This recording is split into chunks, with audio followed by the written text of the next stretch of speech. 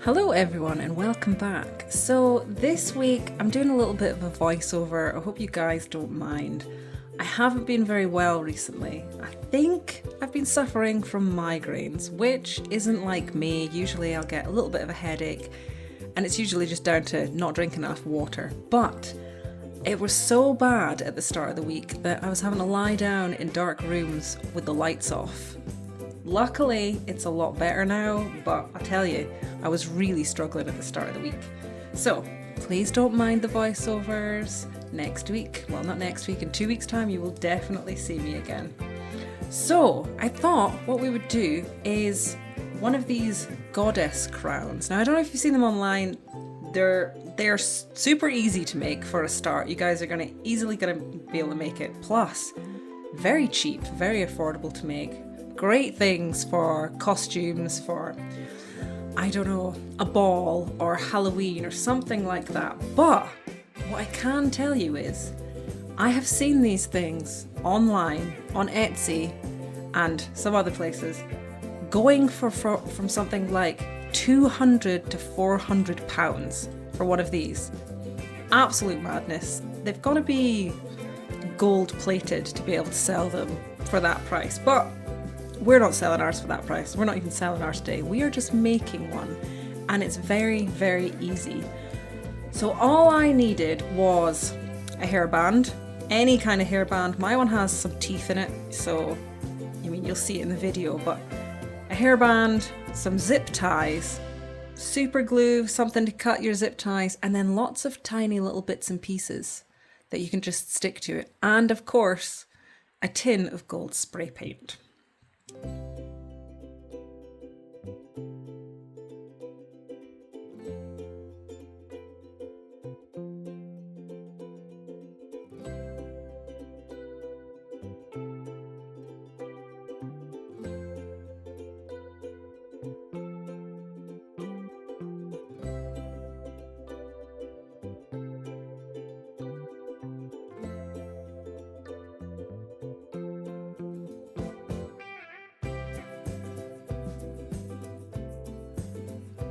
So let's have a little chat. I've really been struggling with trying to figure out how to do these videos. Like I said in the last video, I don't want to just do hats. The YouTube channel was never about just doing hats, and having to niche down to just one thing. So I didn't know how to kind of swing back into doing something that everyone would enjoy. So that's kind of why I settled on this goddess crown, because it's still headwear, but we're kind of moving a little bit away from it. As I've said, still want to do hats, but most people, and well, like myself, for 5 years now with doing YouTube, every January I've sat down and I've gone, let's smash out the plan for the next year. What's my inspirations? What do I want to do? This, that, and the next thing. And this year, guys, all I want to do is hibernate. I would love to just switch off for the next 3 months and not do any of this stuff. But I know I love YouTube. I think I'm just very tired at the moment and just struggling to get back into the swing of things. So yeah, I didn't know how to do this video. I'd like it to be quite, you know, more of like a vlog type of thing. Not so much as in, hey, here's my life, this is what I'm doing today, let's go to the grocery store or whatever. But more just like some things outside and some things in the home and bits and pieces like that. if you've known me for a while, you know I have a van. So I passed my test 3 years ago, and I didn't buy a car, I bought a van. And my dad converted it into a camper van for me. And the plan was for me and Olivia to just go around and, do stuff in the van, see sights, do some art things, paint, just, live life. And I haven't done that much. I'd really, really like to get into doing that this year. But also, it's a bit of a weird thing to try and tie into a YouTube channel that is based around art, and especially with it being the hats. So I toyed around with the idea of maybe having 2 different channels, but at the moment, the thought of having to film and edit and upload 2 different channels is just not something I want to be doing. So I don't know how to combine things into this channel, but I also don't want it to just be like a complete mess of things that somebody's thrown into the video, because it just wouldn't work out that way. But hey, we'll get there, we'll figure it out. We'll see what happens over the next few months. My business doesn't start up again really until just before spring when I start selling more hats, so we'll see how it goes.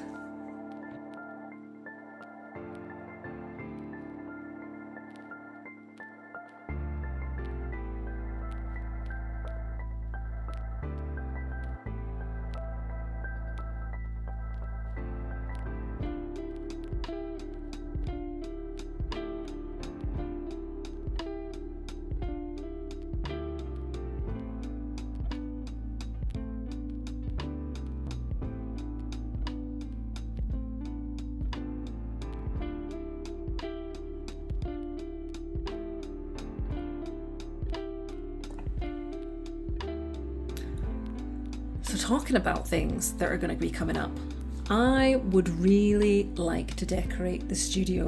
Now, we've been in this house for probably coming up 2 years now, and I keep saying I'm going to decorate the studio, but I never get round to it. So in the next couple of months, I'm definitely getting around to doing that. So our house is 150 years old. It's a lovely big Victorian house out in the country, and it's got character, it's got its quirks. But one of the things when we moved into the house was the previous owner had painted everything grey. So the ceilings, the walls, the skirtings round the windows and the floors are all grey. And with it being, painted all grey, it was kind of decorated quite badly. So there are some cracks and things because it's an old house. And instead of filling in the cracks and sanding them down and then painting them, they just slapped filler on the cracks. So it takes a lot longer to decorate a room in this house. So we've been taking it slowly. So I'm going to tackle that in the studio, but I'm torn between, now maybe you guys can help me here. I'm torn between light and airy with some different kind of pinks, maybe some dusky pinks, and go more bohemian, or green and Hobbit. This is my life. I'm torn between the two, being a Hobbit and being a hippie. Is that a thing? I don't know. It probably is, or it definitely is now I've said it. But that is it. I can't decide on one or the other. So the plan is probably to paint the whole room magnolia and then decide after that. Do I want to add some pinks into it, or do I want to do some greens? Maybe I'll just do both. I could be a hippie hobbit. I don't even know how you would decorate for being a hippie and a hobbit. It just doesn't work in my brain.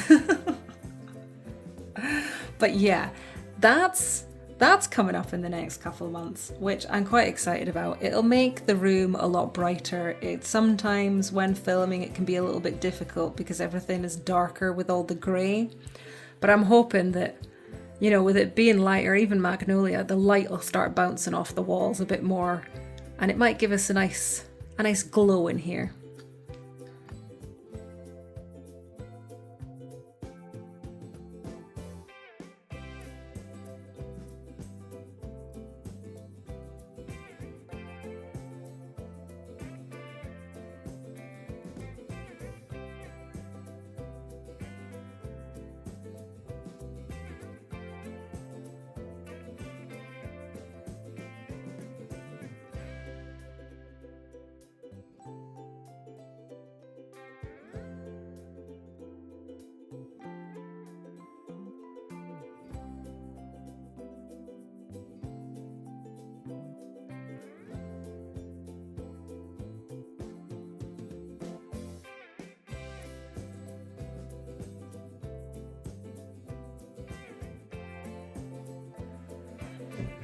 So back to the crown.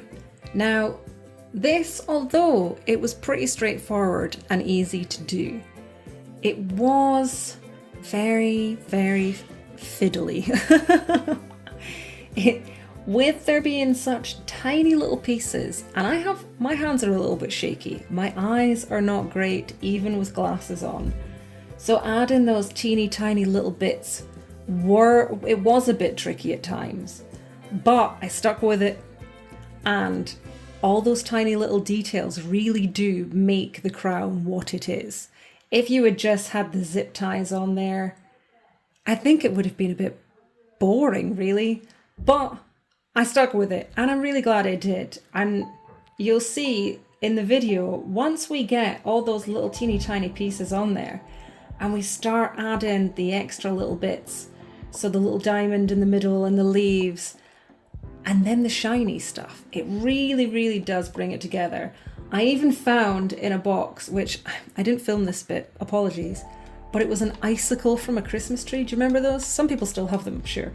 But I found one in a box of art stuff, and I thought, hey, that kind of looks like a unicorn horn. That might look really good. So I stuck that on as well. And really, I can't complain.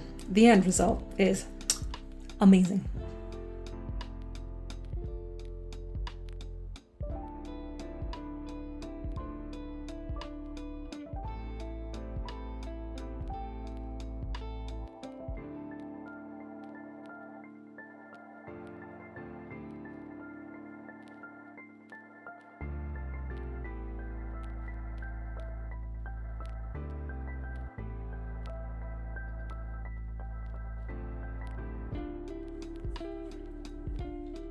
So, I have somebody helping me out at the end of this video, so you guys should absolutely give her some love. Olivia has offered to help out and model this crown for me because I am under the weather, so make sure to give her some love. And I'm going to leave you guys with the rest of this video because I'm sure you've had enough of me just yapping.